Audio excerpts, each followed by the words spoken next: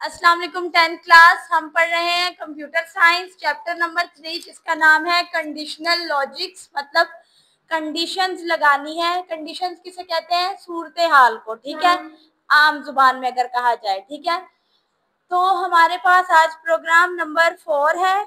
पहले प्रोग्राम को रीड कर लेते हैं और समझ लेते हैं कि इसमें क्या लिखा हुआ है। राइट अ प्रोग्राम, एक ऐसा प्रोग्राम लिखें दैट टेक्स एज इनपुट, ठीक है, जिसमें आप इनपुट लिखेंगे the original price and sell price of product. एक प्रोडक्ट दिया गया है आपको, उसकी आपने ओरिजिनल प्राइस, ठीक है, जितने में आपने उसे खरीदा है, और उसकी सेल प्राइस की जितने में आप उसे बेच रहे हैं वो राइट करेंगे। And tell whether product is sold on profit और लॉस, और ये बताएंगे कि जो प्रोडक्ट आपने सेल किया है उसमें आपको प्रॉफिट हुआ है यानी नुकसान हुआ है, फायदा हुआ है, या लॉस हुआ है, नुकसान हुआ है, ठीक है। Program should also tell profit loss percentage, और इसके साथ साथ आपने इसकी परसेंटेज भी बतानी है कि आया अगर आपको नुकसान हुआ है तो कितना हुआ है, फायदा हुआ है तो कितना परसेंट हुआ है, ठीक है। चले हम अपना प्रोग्राम रन करना स्टार्ट करते हैं। सबसे पहले हमारे पास वही इसकी बॉडी है। Header include studio dot H, header include conio dot H, header include math dot H, ठीक है। इसमें भी इंट मेन का फंक्शन यूज होगा। उसके बाद हमारे पास दो उन्होंने जो है वो वेरिएबल्स दिए हुए हैं, वो क्या है?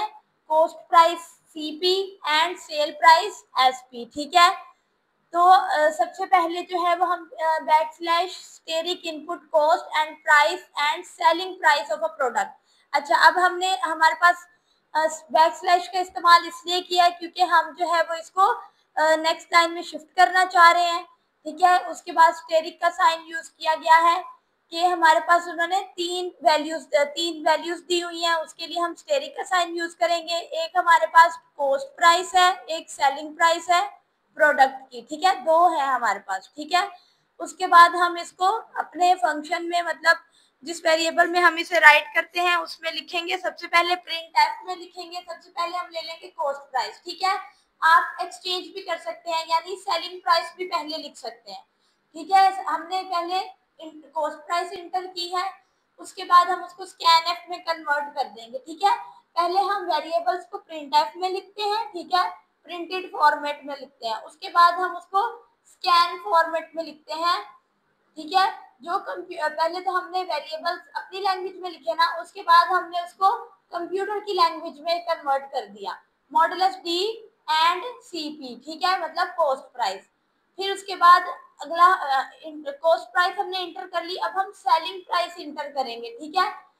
प्रिंट एफ लगाएंगे और इसको हम स्कैन एफ में कन्वर्ट कर देंगे, मॉडुलस डी एंड एसपी, ठीक है। अब हमने इफ का फंक्शन पहले यूज किया है, हमने कहा है कि एसपी मतलब sale price is greater than cost price, ठीक है।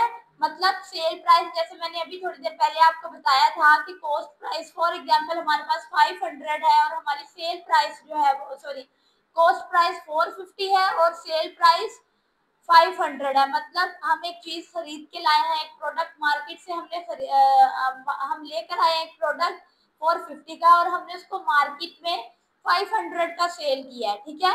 तो इसका मतलब है सेल प्राइस ज्यादा हो गई, हमने उसे ज्यादा महंगा बेचा है ना, तो सेल प्राइस ज्यादा हो जाएगी, ग्रेटर देन कॉस्ट प्राइस। उसके बाद हम जो है वो इसका प्रॉफिट, जैसे कि उन्होंने कहा था कि इसके साथ साथ आपने हमें इसकी परसेंटेज भी बतानी है, तो हम इसका प्रॉफिट कैलकुलेट कर लेंगे, ठीक है।